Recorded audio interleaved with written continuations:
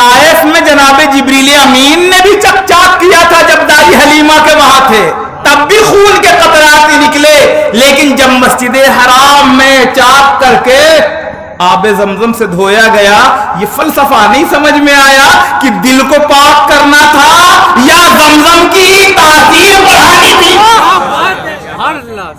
کیا بات ہے۔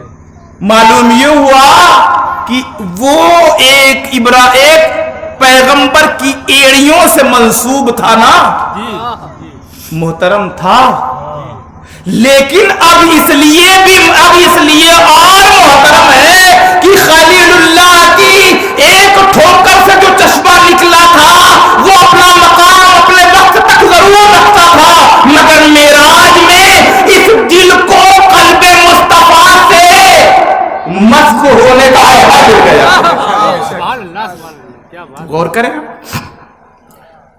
پروردگار عالم نے اپنے محبوب کو بلایا، حیرت ہی حیرت ہے۔ پھر اس کے بعد حیرت یہ ہے کہ آقا علیہ الصلوۃ والسلام کو پروردگار عالم نے بلایا جبریل کی رفاقت کے ساتھ، براق کی سواری کے ساتھ، لیکن ادھر مسجد اقصی میں بلانے کا مقصد کیا تھا؟ مسجد اقصی مکہ کے اعتبار سے مسجد اقصی بہت دور ہے، بہت دور ہے۔ جیسے آج کا سن کرے کہاں لندن جاتوں کا، یعنی ایک تصور ہوتا بہت دور ہے، تو بہت دور۔ طرز تخاطب دو طرح کا ہوتا ہے، قرآن اہل ایمان کے لیے اور اہل کفر کے لیے سمجھنے کے لیے دو باتیں رکھی گئیں، دو باتیں رکھی گئیں۔ تو اس وجہ سے کفر کی حالت میں جو تھے، آقا علیہ الصلوۃ والسلام جب معراج کے سفر میں چلے تو مسجد اقصی کی سیر کرائی گئی، مسجد اقصی تک سیر کرائی گئی۔ اس سفر میں بہت ساری چیزیں آئیں، صرف مسجد اقصی تک کے سفر کی اگر بات کر لی جائے تو اس میں ایک اور راز کھل جاتا ہے وہاں پہ، وہ یہ کہ تمام کے تمام مکہ کے دانشور جنہوں نے آقا علیہ الصلوۃ والسلام کے ہاتھ میں کنکر جو ہے اپنے جس ابو جہل نے اپنے ہاتھ میں مصطفیٰ کا کلمہ پڑھتے ہوئے کنکر کو سنا تھا، جس ابو جہل کے کہنے پر مصطفیٰ کریم صلی اللہ علیہ وسلم نے چاند کو 2 ٹکڑے کیا تھا، اسے خواب پہ حیرت ہوگی؟ ذرا غور کریں، اس حیرت پر حیرت ہے کہ جس نے اپنی آنکھوں میں یہ دیکھا ہو کہ میں سامنے کنکری مٹھی میں چھپا کے لے جاؤں اور کنکری کلمہ پڑھ دے، مصطفیٰ کہے میں رات میں مسجد حرام سے مسجد اقصی گیا تھا، خواب میں گیا تھا، تو اسے کون پریشانی ہوتی بھائی؟ مسئلہ اس کی پریشانی یہ تھی کہ یہ ممکن ہی نہیں، یہ پاسبل ہے ہی نہیں۔ اور پھر اس کے بعد جناب ابو بکر صدیق رضی اللہ تعالیٰ عنہ سے آ کے کہا، حضرت ابو بکر صدیق رضی اللہ تعالیٰ عنہ اس پہ صداقت، یعنی صرف خواب کی تائید، ہاں خواب صحیح آپ نے دیکھا ہے، اس پر اتنا بڑا اعزاز کہ کائنات میں زبان رسالت سے انہیں صدیق کا خطاب مل جائے۔ کیا بات ہے۔ تو اگر ایک پوائنٹ پہ گفتگو کی جائے تو ایک رات گفتگو کی جا سکتی ہے۔ اس دن پروردگار عالم نے جب حضرت جبریل امین علیہ السلام کے ذریعے حضور سید عالم صلی اللہ علیہ وسلم کو سفر معراج کی طرف لے جانے کا حکم دیا تو حضرت موسیٰ علیہ نبی علیہ السلام اپنی قبر میں نماز پڑھ رہے ہیں۔ حضور صلی اللہ علیہ وسلم فرماتے ہیں، اور حدیث صحیحہ سے ثابت ہے کہ آقا صلی اللہ علیہ وسلم فرماتے ہیں کہ میں نے ایک مقام پہ دیکھا، سرخ پہاڑی ہے، اور کہا جناب جبریل نے کہ حضور یہ قبر موسیٰ ہے. جب میں نے غور کیا تو حضرت موسیٰ اپنی قبر میں کھڑے ہو کر نماز پڑھا. گویا قبر کا تا حد نظر وسیع ہونا اور قبر میں زندہ ہونا، یہ دونوں باتیں ثابت ہو رہی ہیں. ہمارا خمیر مٹی کے حوالے قیامت کے دن اٹھایا جائے گا. ہم تو کھودے جاتے ہیں، ہڈیاں نکلتی ہیں، مگر وہ اللہ کے نبی ہیں یا اللہ کے محبوب ہیں. حضرت موسیٰ قبر میں کھڑے ہو کر پڑھ رہے ہیں. یہ کسی مولوی نے نہیں بتایا، کسی فرقے کا عقیدہ نہیں ہے، یہ نبی کونین کا مشاہدہ ہے. نبی نے فرمایا کہ میں نے موسیٰ کو اپنے قبر میں کھڑے ہو کے نماز پڑھتے ہوئے دیکھا. اب اگر کوئی کہے کہ نبی مرکے میں مٹی میں مل سکتا ہے تو نبی کی مانی جائے گی یا کسی مولوی کی مانی جائے گی؟ نبی کہہ رہے ہیں موسیٰ قبر میں کھڑے ہو کے نماز پڑھ رہے تھے اور مولوی کہہ رہے ہیں امام الانبیاء مٹی میں مل گئے. غور کریں. دوسری بات، اس سے اور ایک نقطہ ہے، صرف یہیں تک نہیں، صرف یہیں تک نہیں، دعوت ہے. مسجد اقصی میں استقبالیہ ہے. میرا محبوب آ رہا ہے وہاں جہاں آدم تم نہیں پہنچے، نوح تم نہیں پہنچے، ابراہیم تم نہیں پہنچے، اسماعیل تم نہیں پہنچے، داؤد تم نہیں پہنچے، زکریا تمہیں نہیں بلایا، یحییٰ تمہیں نہیں بلایا، موسیٰ تمہیں نہیں بلایا، عیسیٰ تمہیں نہیں بلایا. تمام انبیاء کو یہاں بلایا. دیکھ میں نے درجوں بلند کیا اپنے محبوب کو. میں ثم دنا فتدلی فکان قاب قوسین او ادنی کی منزل پر. آ جاؤ. اب سوال پیدا ہوتا ہے آدم علیہ السلام تھے کیا ہے، حضرت نوح علیہ السلام تھے کیا، حضرت ابراہیم علیہ السلام تھے کیا؟ یہ سوال آئے گا کہ نہیں آئے گا؟ کہاں تھے؟ قبر میں. موسیٰ علیہ السلام اپنی قبر میں، نوح علیہ السلام اپنی قبر میں، ابراہیم علیہ السلام اپنی قبر میں، اسماعیل علیہ السلام اپنی قبر میں، یوسف علیہ السلام اپنی قبر میں، یونس علیہ السلام اپنی قبر میں، شعیب علیہ السلام اپنی قبر میں، یحییٰ علیہ السلام اپنی قبر میں، زکریا علیہ السلام اپنی قبر میں، تمام انبیاء اپنی قبر میں. بیک وقت حکم ہوا میرا محبوب جا رہا ہے، تمہیں آنا ہے. اچھا حضور نے روح کی امامت کرائی یا جسم کی؟ امامت ہوتی کس کی ہے؟ دنیا میں روح نکلنے کے بعد اس جسم پر حد شرع نہیں رہتا. اس جسم کو قیام نہیں کرنا ہے، اس جسم کو رکوع نہیں کرنا ہے، اس جسم کو سجدہ نہیں کرنا ہے. کیوں نہیں کرنا ہے؟ روح نکل گئی. اب روح کو بھی حکم نہیں دیا جا رہا ہے تو نکل گئی ہے چل نماز پڑھ. کام ختم. دونوں ایک ساتھ ہے تب نماز پڑھنا ہے. حضرت آدم سے حضرت عیسیٰ علیہ السلام تک کم و بیش 1,00,000 یا 2,24,000 انبیاء اکرام ہیں. ایک بڑی خاص بات یہ ہے کہ کتنے ہزار سال کا وقفہ ہے. اس کا اندازہ اس سے لگایا جا سکتا ہے کہ حضور سے جو سب سے پہلے نمبر پہ پڑھ رہے ہیں ادھر سے حضرت عیسیٰ علیہ السلام کے بعد حضور تشریف لائے. ان میں اور حضور کے سفر معراج میں 600 سال سے زیادہ کا فرق ہو چکا ہے. 571 سال کے بعد تو حضور کی ولادت ہی ہو رہی ہے اور پھر ولادت کے 52ویں سال میں سرکار جا رہے ہیں معراج پہ. تو 71 میں 52 اور پلس کر لیں، 600 سال سے زیادہ کا وقفہ ہے. 600 سال پہلے حضرت عیسیٰ چلے گئے تھے. حضرت آدم 1,24,000 نبی سے پہلے کی بات ہے. آپ غور کریں کہ وہ کتنے پہلے رہے ہوں گے. سب کو بھیجا تو وہ قبر میں زندہ تھے یا مردہ تھے؟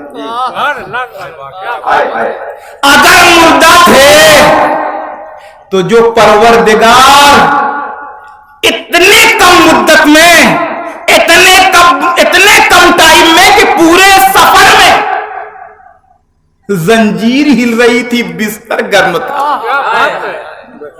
پورے سفر میں صرف مسجد اقصی تک جانے میں کوئی ٹائم ہی نہیں بتایا جا سکتا. اتنی ٹائم میں 1,24,000 انبیاء کرام روئے زمین پر نہ جانے کہاں کہاں ہیں. سب کی ہڈیاں، سب کے جسم قبر میں تیار ہوئے تو پہنچے کیسے؟ وہ پروردگار ہے، وہ آتا ہے، پاک ہے وہ ذات جو لے گئی تو مصطفیٰ کو بھی لے گئی اور تمام انبیاء کو بھی لے گئی. مصطفیٰ کو ثم تنا کی منزل تک لے گئی، تمام انبیاء کو مسجد اقصی تک لے گئی. مصطفیٰ کو اپنا قرب خاص بلایا اور تمام نبیوں کو مصطفیٰ کا قرب خاص عطا کیا. یہ معراج مصطفیٰ علیہ السلام.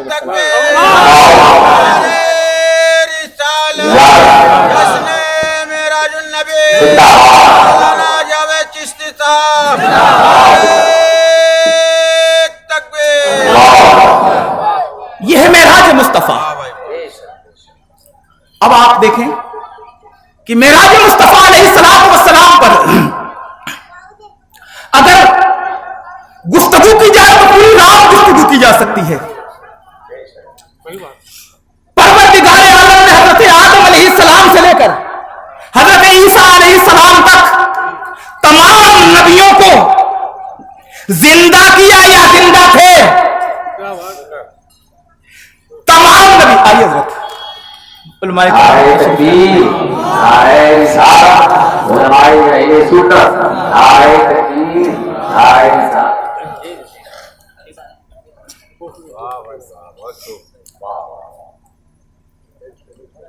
تو غور کرنے کی چیز یہ ہے کہ حضرت آدم علیہ السلام سے لے کے حضرت عیسیٰ علیہ السلام تک تمام انبیاء اکرام علیہم الرضوان کی ذات مبارکہ کہاں موجود ہے؟ مسجد اقصی میں. تو قبر میں آدم مٹی میں نہیں ملے، نوح مٹی میں نہیں ملے، ابراہیم مٹی میں نہیں ملے، زکریا مٹی میں نہیں ملے، یحییٰ مٹی میں نہیں ملے، یونس مٹی میں نہیں ملے، یوسف مٹی میں نہیں ملے، شعیب مٹی میں نہیں ملے، ذوالکفل مٹی میں نہیں ملے. تمام انبیاء میں کوئی نبی مٹی میں نہیں ملا. تو امام الانبیاء کے بارے میں یہ عقیدہ کیسے ہو سکتا ہے؟ اور کمال کی بات یہ ہے کہ فطرت چینج ہو گئی. پروردگار کا قانون ہے جو قبر میں گیا وہ حشر میں اٹھایا جائے گا. نبی کی معراج تھی، حشر کا میدان نہیں تھا. آدم کو اٹھایا گیا کہ نہیں، نوح کو اٹھایا گیا کہ نہیں، ابراہیم کو اٹھایا گیا کہ نہیں، اسماعیل کو اٹھایا گیا کہ نہیں، زکریا کو اٹھایا گیا کہ نہیں، یحییٰ کو اٹھایا گیا کہ نہیں، یونس کو اٹھایا گیا کہ نہیں، موسیٰ و عیسیٰ کو اٹھایا گیا کہ نہیں. کم و بیش 1,24,000 انبیاء کرام کو صرف اٹھایا ہی نہیں گیا، اٹھا کے مسجد اقصی تک بلایا گیا. اور اب مسجد اقصی میں مانا جاتا ہے روح پہنچ گئی تو روح کی امامت نہیں، امامت جسم کے ساتھ روح کی امامت. گویا کل انبیاء مسجد اقصی میں موجود. فلسفہ معراج یہ عقیدہ دیتا ہے نبی کے بارے میں یہ خواب خیالی کیا کر رہے ہو جب مقتدی ہزاروں سال سے اپنی قبر میں زندہ تھے تو امام الانبیاء کے بارے میں یہ عقیدہ کہاں سے آ گیا؟ تو فلسفہ معراج ہے، یہ معراج ہے. غور کرنے کی چیز یہ ہے فطرت کو پروردگار چینج کرتا ہے اپنے محبوبین کے لیے. قیامت میں اٹھنے والے لوگ پہلے اٹھا دیے گئے، فطرت چینج ہو گئی. کس کے لیے؟ نبیوں کے لیے. آگ کا کام جلا دینا، ابراہیم خلیل اللہ کے لیے باغ بن رہی ہے. چھری کا کام کاٹ دینا، حلقوم اسماعیل پہ نہیں چل رہی ہے، کند ہو جا رہی ہے. دریا کا کام، پانی کا کام ڈبا دینا ہے. موسیٰ کے حواریوں کو راستہ دے رہی ہے، جبکہ بہت پاورفل تھا، اکڑ رہا تھا. فرعون غرق ہو گیا، پوری فوج غرق ہو گئی اسی دریائے نیل میں. ایک ہی وقت میں دو روحا قانون ہے، محبوب کے لیے کچھ، مردود کے لیے کچھ. پروردگار ہے وہ قادر مطلق ہے. اس لیے اللہ تبارک و تعالیٰ کی ذات پہ جس کا یقین پختہ ہوگا وہ انبیاء کے معجزات کو بغیر کسی دلیل کے ماننے کے لیے تیار ہوگا. اگر معجزات پہ خلفشار پیدا ہوتا ہے تو عقیدہ بالرسول کا نہیں، آمنت باللہ جو سب سے پہلے اللہ پہ ایمان کی بات تھی وہی کمزور ہے جناب. اس لیے اللہ کی ذات پہ یقین پختہ ہو جائے گا تو مصطفیٰ پہ یقین پختہ تو ہونا ہی ہونا ہے. इसलिए सफर मेराज को आप देखें तो सफर मेराज पे अगर गुफ्तगू की जाए तो फलसफे मेराज पर, वाक़या मेराज पर इंशाअल्लाह तआला जुमा में बयान हो जाएगा। फलसफे मेराज पे गुफ्तगू चल रही है तो इसी पर थोड़ी देर और गुफ्तगू होगी, इसलिए कि मैं आपको बता दूं कि 12 बज गए हैं। तो गुफ्तगू तो बहुत देर तक हो सकती है भाई, आएगा बोलना है, कोई तैयारी व्यारी तो करनी नहीं है, जो आएगा बोलेंगे, जब तक बोलेंगे तब तक आएगा, इसलिए कि आने वाला मसला है ना, जब आ रहा है तो भेजना क्या है, बैठने से पहले यही तो सोचना रहता कि क्या बोलेंगे, और जब आ रहा है तो फिर बोलने में क्या टेंशन है। गौर करने की चीज ये है सफर मेराज। सफर मेराज वो फलसफा है, अगर उसे समझ ले इंसान तो अहले हक की पहचान हो जाएगी, अकीदे हक्का की तर्जुमानी हो जाएगी, सारे दलाइल इसी से निकल जाएंगे। मस्जिद हराम से मस्जिद अक्सा का सफर जिसमें रूह के साथ मानना ईमान का हिस्सा है, इसलिए कि कुरान का फरमान है। अब ऊपर की मंजिल में जो परवरदिगार आलम ने और ऊपर सूरह नज्म में जाके जिसकी वजाहत फरमाई है वो ऊपर का मकाम है। बहस का मौजू मस्जिद हराम से मस्जिद अक्सा तक था, जो इसे मान लेगा उसे ऊपर बहस की गुंजाइश ही नहीं रहेगी। ना समझने के लिए वहां तक वो भी सैर थी, पहले सैर समझ लो, या तो बहस सैर में होगी, और अगर सैर समझ में आ गई तो मेराज पे कोई बहस नहीं होगी, मेराज पे कोई बहस ही नहीं होगी। या तो वो सैर ही का कायल नहीं होगा मुस्तफा की, और अगर सैर का कायल हो गया तो मेराज का कायल हो जाएगा। सैर पर मसला ही नहीं हल हुआ तो मेराज तक वो पहुंचेगा नहीं, और अगर सैर पर हल हो गया तो मेराज समझ में आ जाएगी। अब एक चीज ये भी है, मकाम मेराज बुलंदी का मकाम, कितना बुलंद, वो परवरदिगार कितना बुलंद, उसकी बुलंदी जिसकी उंगली इतनी बुलंद हो कि रहे मक्का में और इशारा चांद तक पहुंच जाए, उंगली का इशारा इतना बुलंद हो, टच होने की जरूरत नहीं, इशारा इतना बुलंद हो, और बुलंद ही नहीं इतना पावरफुल भी कि इशारा काट भी दे, चांद को काट दे, उसकी मेराज है। इतना बुलंद कि इशारा कर दे तो सूरज पलट आए, इतना बुलंद, उसको बुलंद करना है, उसकी बुलंदी ख्वाब देखने पर होगी, ख्वाब में कौन सी बुलंदी हो जाएगी, ये हकीकत की बात है। और दूसरी बात यह है कि अगर वो ख्वाब होता तो परवरदिगार उसको सुभान अल्लाह कहता, इतनी खास बात ना हो उस पे आप सुभान अल्लाह क्यों कहेंगे भाई, सुभान अल्लाह तो आप उस वक्त कहेंगे जब बड़ी खास बात हो। लफ्ज़ सुभान से परवरदिगार याद फरमाए उस सफर को जिसको नबी ने ख्वाब में देखा, नहीं जिसको परवरदिगार ने सफर करा दिया। अब मामला यह है कि वो मस्जिद आसमानों की जब बुलंदी का मकाम जब चालू हुआ, आसमानों के ऊपर का बड़ी तेजी के साथ आसमानों का सफर चलता रहा, चलता रहा, चलता रहा,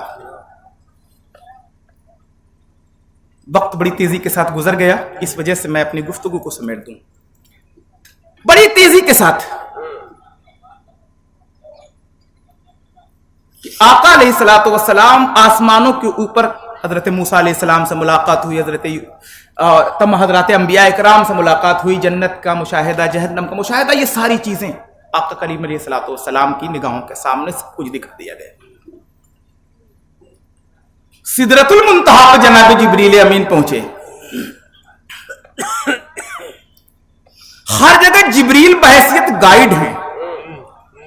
हुजूर ने एतराज नहीं किया जिब्रील काहे को बता रहे हो, جبریل کہہ رہے ہیں کہ حضور یہ موسیٰ علیہ السلام کی قبر ہے. ان کا اچھا یہ حضرت عیسیٰ کی جائے پیدائش ہے. اچھا یہ پہلا آسمان ہے, یہ دوسرا ہے, یہ تیسرا ہے, یہ چوتھا ہے, یہ پانچواں ہے. ہر پر ایک سدرا پہ جا کے جبریل کہہ رہے ہیں کہ میں اس کے آگے نہیں جا رہا ہوں. اب ہر ایک کا حل وہی کر دیا مصطفیٰ نے. جبریل یہ تمہاری دلجوئی تھی, یہ تیری دلجوئی تھی, تو بتاتا رہا میں ہاں کرتا رہا, ورنہ تو جہاں نہیں پہنچا ہے وہاں میں بغیر دیکھے پہنچ جاؤں گا. اب اس کے اوپر مجھے جانا ہے, اس کے اوپر تیری رسائی نہیں. ہاں مگر ایک قرض میں اتار دوں. جب میرے دادا ابراہیم کو نار نمرود میں ڈالا جا رہا تھا, تو نے کہا تھا ابراہیم کو یہ حاجت ہے, یہ تو حکم تھا پروردگار کا, میں نے کر دیا. تیری کوئی حاجت ہے؟ میری رسائی وہاں تک ہے جہاں تک کوئی نہیں جاتا. میں یہ بات پہنچا دوں. حضور نے فرمایا کہ جہاں تک کسی کی رسائی نہیں تھی وہاں تک تیری رسائی تھی. اس لیے ابراہیم سے تو نے پوچھ لیا تھا. اچھا یاد آیا کہ تو نے ایسے مقام پہ پوچھا تھا کہ میری رسائی. جبریل جہاں تیری رسائی نہیں ہے وہاں میں جا رہا ہوں, بتا تیری کیا حاجت ہے, بتا تیری کیا حاجت ہے. جناب جبریل امین علیہ السلام نے حاجت بتا دی, اور اس حاجت کو میں سوچتا ہوں کہ اگر بتاؤں گا تو وقت لگے گا, اس لیے اعلیٰ حضرت کو یاد کر لیا جائے. جبریل